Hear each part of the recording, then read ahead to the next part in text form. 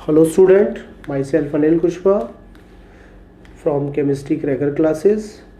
मैं आज आपके लिए क्लास बीएससी थर्ड ईयर का ऑर्गेनिक केमिस्ट्री का सिलेबस डिस्कस करना चाहता हूँ।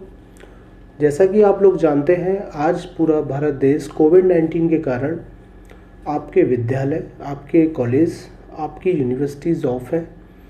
आपकी स्टडी का डिस्टरबेंस ना हो, इसलिए केमिस्ट्री क्रैकर क्लासेस ने आपके लिए फ्री ऑनलाइन क्लासेस यूट्यूब के माध्यम से आपको देने का पूरा प्रयास किया जा रहा है।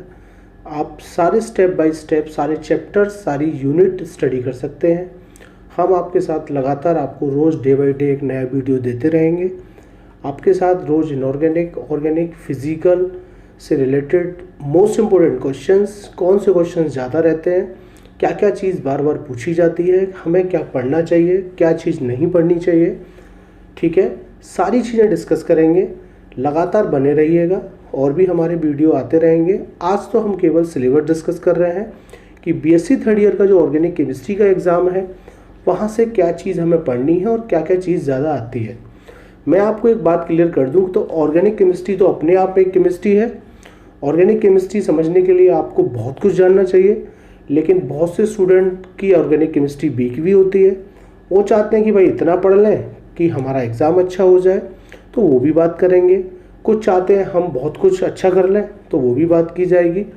ठीक है, आप अच्छा अपना एग्ज़ाम दे दें, आप कुछ सीख जाएं, हम ये चाहते हैं। इसलिए हम आपके लिए कुछ काम कर रहे हैं।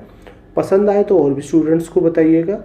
ओके, देखिए, आपकी जो स्टेट यूनिवर्सिटी है या आपकी जो अगर डॉक्टर भीमराव अंबेडकर यूनिवर्सिटी की बात करें तो वहाँ सिलेबस आपका बीएससी थर्ड ईयर का ऑर्गेनिक केमिस्ट्री का है। एक चैप्टर आप पढ़ते हैं स्पेक्ट्रोस्कोपी, एक चैप्टर पढ़ते हैं आप सिंथेटिक डाइज का, एक टॉपिक पढ़ते हैं ऑर्गेनोमेटेलिक कंपाउंड्स का, एक टॉपिक पढ़ते हैं आप ऑर्गेनोसल्फर कंपाउंड्स का, एक टॉपिक पढ़ते हैं वहाँ पे हेट्रोसाइक्लिक कंपाउंड्स का, एक पढ़ते हैं ऑयल, फैट्स एंड डिटर्जेंट, एक कार्बोहाइड्रेट्स पढ़ते हैं, एक amino acid, peptides and proteins, एक न्यूक्लिक एसिड पढ़ते हैं और एक सिंथेटिक पॉलीमर पढ़ते हैं। मैं आपको एक बात बहुत अच्छे से क्लियर कर दूं कि इसमें कुछ टॉपिक तो ऐसे हैं जो क्लास 12th में ही आपने पढ़े थे। क्लास 12th में अगर आपकी केमिस्ट्री बहुत अच्छी रही है तो आपका थर्ड ईयर का ऑर्गेनिक तो तैयार है। एनसीईआरटी के सिलेबस में आपको पूरा सिंथेटिक पॉलीमर पढ़ाया जाता है। आप देख सकते हैं, आपको क्लास 12th में ही पढ़ाया गया है सिंथेटिक पॉलीमर, सारे मोनोमर, प्लास्टिक्स, है ना। यहाँ पे थोड़ा सा एडवांस हो जाता है कि यहाँ पे थोड़ी सी मैकेनिक्स पढ़नी पड़ जाती हैं, और ऐसा कुछ खास नहीं है। Nucleic acid, amino acid, peptides and proteins, ये पूरा सेक्शन यहाँ तो अलग अलग चैप्टर में, और कार्बोहाइड्रेट ये पूरा पार्ट मिला लीजिएगा, ये क्लास 12th में आपने पढ़ा है। क्लास 12th में बायोमोलिक्यूल चैप्टर में आपने ये सब पढ़ा है। ठीक है, यूपी बोर्ड में तो ये बाद में ऐड किया गया बायोमोलिक्यूल्स, पहले बायोमोलिक्यूल के नेम से नहीं था। ठीक है, लेकिन यूपी बोर्ड में भी पढ़ा जाता है अलग अलग पार्ट में। तो ये सब आपने क्लास 12th में पढ़ा है, लेकिन थर्ड ईयर में आप उसे थोड़ा एडवांस लेवल पे पढ़ेंगे, थोड़ा सा कुछ एडवांस लेवल पे उसके बारे में जानेंगे, वो भी हम डिस्कस करेंगे। ठीक है, हाँ, हेट्रोसाइक्लिक कंपाउंड्स आप नहीं पढ़ते क्लास 12th में। हेट्रोसाइक्लिक कंपाउंड्स सीबीएसई बोर्ड में तो नहीं मिलते। ठीक है, ऑर्गेनोमेटेलिक और ऑर्गेनोसल्फर भी नहीं मिलते। ऑर्गेनोमेटेलिक मिलते हैं कुछ कहीं इग्नाट रिएजेंट्स का यूज हम लोग करते हैं। तो ये पूरा सिलेबस है, ये आपको 1 by 1 पढ़ना है। अब मैं आपको बता दूं कि ये सारी चीज़ पढ़ना भी स्टूडेंट के लिए आसान नहीं होता।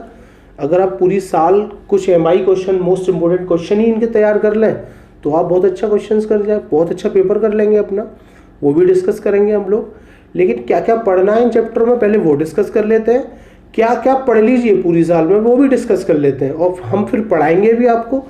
1 by 1 सारे चैप्टर स्टार्ट करेंगे आपके लिए। ठीक है, सबसे पहले मैं स्पेक्ट्रोस्कोपी की बात करता हूँ। जब मैं चैप्टर पढ़ाऊंगा तब तो बहुत अच्छे से डिटेल में बात करूंगा। फिलहाल मैं स्पेक्ट्रो के बारे में बता दूं। स्पेक्ट्रो में एक तो पढ़ाया जाता है आपको यूआर, ठीक है, एक तो आपको पढ़ाता है क्या, यूवी स्पेक्ट्रा, एक पढ़ा जाता है आपको आईआर स्पेक्ट्रा, और एक पढ़ाया जाता है आपको एनएमआर स्पेक्ट्रा। आपको स्पेक्ट्रोस्कोपी पढ़ाई जाती है। यूवी आपको यहाँ नहीं पढ़नी, आईआर आपको यहाँ नहीं पढ़नी, ये सेकेंड ईयर में ट्रांसफर कर दी गई है। आपको एनएमआर पढ़ना है। एनएमआर क्या है, what is NMR, application of NMR, NMR के शेल्डिंग डिशेल्डिंग, प्रोटॉन सिंगल, ये सारी चीजें आपको एनएमआर में पढ़नी है। यहां से क्वेश्चन जरूर रहता है। मैं आपको फिर क्लियर कर दूं, एनएमआर का स्पेक्ट्रोस्कोपी से 100% क्वेश्चन रहता है। 100% लिख दिया मैंने, 100% एनएमआर से क्वेश्चन रहता ही रहता है। अगर आप एनएमआर पर काम कर लेते हैं तो आपका एक क्वेश्चन तो तैयार है ही है, एक या दो, ठीक है। उसके बाद आपका अगला टॉपिक है सिंथेटिक डाई। डाइज में हम लोग पढ़ते हैं इंडिगो पढ़ते हैं, मैथिल ऑरेंज पढ़ते हैं, कॉन्गो रेड पढ़ते हैं, है ना, एंथ्रासीन पढ़ते हैं। बहुत सारी हमारी डाइज होती हैं, ये सारी डाइज हमें पढ़नी है, उनके प्रिपरेशंस हमें पढ़ने हैं। यहाँ से भी क्वेश्चंस आ जाता है, कभी 2 डाइज पूछ ली, कभी 4, कभी लॉन्ग क्वेश्चन में आ जाती हैं 4 से 5। चैप्टर आएगा तो उसके भी बारे में बात करेंगे, ठीक है। यहाँ से भी क्वेश्चंस आता है, लेकिन ये इतना खास नहीं है। ऑर्गेनोमेटेलिक गजब 100% क्वेश्चन देता है गिगनार्ड रिएजेंट्स का। गिगनार्ड रिएजेंट्स का आपको क्वेश्चंस मिलता ही मिलता है। RMGX की पूरी केमिस्ट्री पढ़नी है। RMGX को आप कैसे प्रिपेयर करेंगे, RMGX से आप क्या क्या कंपाउंड्स प्रिपेयर कर सकते हैं। लॉन्ग क्वेश्चन बना देता है कि गिगनार्ड रिएजेंट से इसे बना दीजिए, गिगनार्ड रिएजेंट से उसे बना दीजिए, गिगनार्ड रिएजेंट से उसे बना दीजिए, एल्डिहाइड बना दीजिए, एल्कोहल बना दीजिए, साइनाइड बना दीजिए, हाइड्रोकार्बन बना दीजिए, एल्कोहल बना दीजिए, कुछ भी बनवाया जा सकता है। तो यही सब पढ़ेंगे हम organometallic compounds, specially Grignard reagent. Organosulphur में सल्फोनामाइड पढ़ेंगे, सल्फ्यूरिक एसिड पढ़ेंगे, सल्फागुनाडीन पढ़ेंगे, ये सब हम पढ़ेंगे। ये सबसे बड़ी यूनिट हुआ करती है हमारी हेट्रोसाइक्लिक कंपाउंड्स की।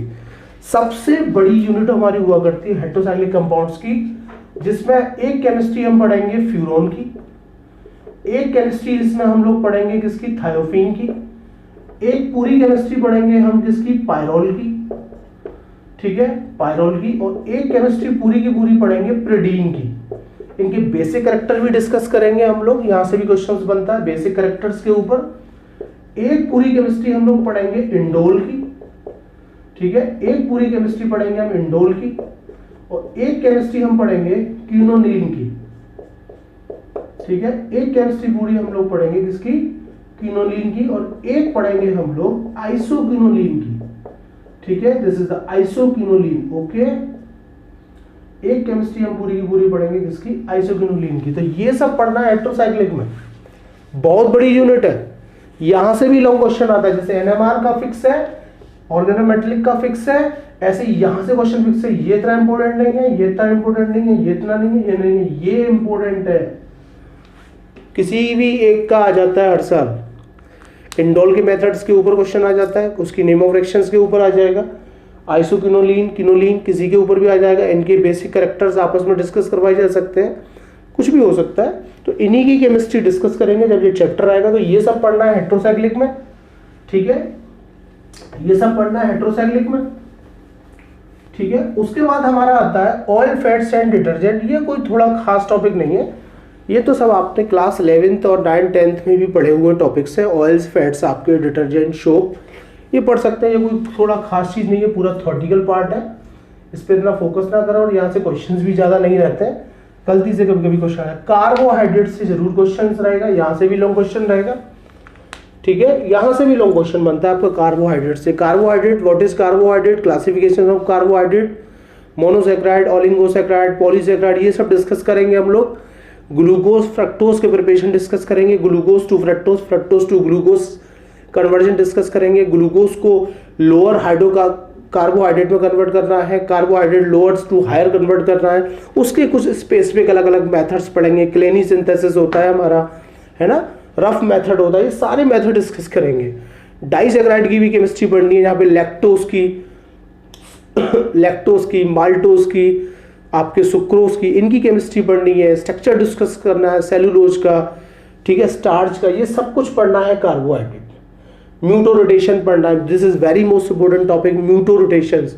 रिंग स्ट्रक्चर ग्लूकोज का, this is very most important question, यहां से क्वेश्चंस आते हैं, ये सब पढ़ना है आपको कार्बोहाइड्रेट में। फिर आपका आता है amino acid, peptides and proteins. ये तो मैं फिर बोल चुका हूं कि ये तो आपके क्लास 12th के टॉपिक थे, बस थोड़े से एडवांस है। एमिनो एसिड थोड़ा सा एडवांस है, यहाँ पे प्रिपरेशन आ जाते हैं एमिनो एसिड के, alpha amino, beta amino, gamma amino acid को प्रिपेयर करने के। अलग अलग मेथड्स आ जाते हैं। पेप्टाइड्स कोई खास नहीं, प्रोटीन्स थोड़े खास रहते हैं। प्रोटीन्स में primary structure, secondary structure, tertiary structure, quaternary structure, structure explain करने के लिए, है ना, structure, global protein, fibres protein, है ना, alpha helix, beta pleated structure, ये सब कुछ पूछ लिया जाता है प्रोटीन्स के अंदर। न्यूक्लिक एसिड पूरा बायोलॉजिकल पार्ट है, यहाँ से डीएनए आरएनए की केमिस्ट्री पढ़नी है आपको, पूरा बायोलॉजिकल पार्ट है, ठीक है। और फिर लास्ट में आता है सिंथेटिक पॉलीमर। सिंथेटिक पॉलीमर में आपको कुछ प्लास्टिक मिलते हैं, उनके आपको यूज पता होने चाहिए, उनके मोनोमर्स पता होने चाहिए, और आखिरकार आप उन्हें कैसे प्रिपेयर कर रहे हैं, लाइक नायलॉन 6, नायलॉन 6, नायलॉन 610, ठीक है, वैकेलाइट, पीवीसी, पीवीए, बहुत सारे होते हैं ना, ब्यूनाएस, ब्यूनाएन, है ना, बहुत सारे होते हैं, रबर्स होते हैं, सिंथेटिक रबर, नेचुरल रबर, ठीक है। तो ये ऑर्गेनिक केमिस्ट्री का पार्ट है जो आपको पढ़ना है। मान लीजिएगा अब आप पे ये सब नहीं पढ़ा जाता, बिल्कुल मत पढ़िए, चलिए मान लीजिएगा आप पे ये सब नहीं पढ़ा जाता, सर हम पे तो नहीं पढ़ा जाता, तो क्या करना चाहिए? मैं आपको कुछ एमआई वाली चीजें बता देता हूँ। क्वेश्चन स्पेक्ट्रोस्कोपी पढ़ लीजिए अच्छे से, उसमें भी एनएमआर के बारे में अच्छे से पढ़ लीजिए, अच्छे से एनएमआर के बारे में पढ़ लीजिए, आपके क्वेश्चंस हो जाएंगे। जब मैं आगे पढ़ाऊंगा तो कुछ सेलेक्टेड डाइज होंगी, उन डाइज के बारे में पढ़ लीजिए। ऑर्गेनोमेटेलिक का लॉन्ग क्वेश्चन बनता है गिग्नार्ड एजेंट्स का, उसे पढ़ लीजिएगा, ठीक है। यहां से कोई खास बात नहीं करेंगे। हेट्रोसाइक्लिक्स का या तो इंडोल का, या तो आपका इंडोल का, ठीक है, या आपका किनोलिन का या आइसोकिनोलिन का क्वेश्चन आता रहता है, ये भी एक लॉन्ग क्वेश्चन बनता है हमारा, आप ध्यान रखेंगे थोड़ा सा। Oil and fats and detergents कोई खास चीज नहीं है, यहाँ पे दिमाग ही ना लगाएं। कार्बोहाइड्रेट जब आपको पढ़ाएंगे तो यहाँ पे कुछ क्वेश्चंस आपको सिलेक्टिव बताए जाएंगे, कुछ क्वेश्चंस हम लोग स्टडी करेंगे, बने रहिएगा आगे हमारे चैनल पर, ठीक है। एमिनो एसिड के प्रिपरेशन से क्वेश्चन आ सकता है, प्रोटीन से क्वेश्चन आ सकता है, न्यूक्लिक एसिड कोई खास नहीं है, यहाँ थोड़ा अपना समय खराब ना करें। हाँ, लॉन्ग क्वेश्चन सिंथेटिक पॉलीमर से बन सकता है, प्लास्टिक्स दिए जा सकते हैं, 4-6 प्लास्टिक दिए जा सकते हैं, उनके मोनोमर, एप्लीकेशन, यूज, ये सब पूछा जा सकता है, उनके प्रिपरेशंस पूछे जा सकते हैं, मैकेनिज्म पूछी जा सकती है।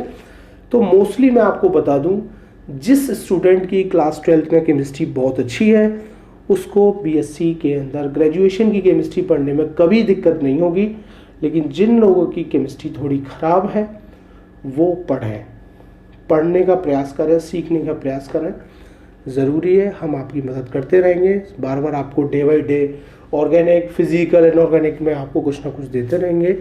आज के लिए इतना ही, थैंक यू।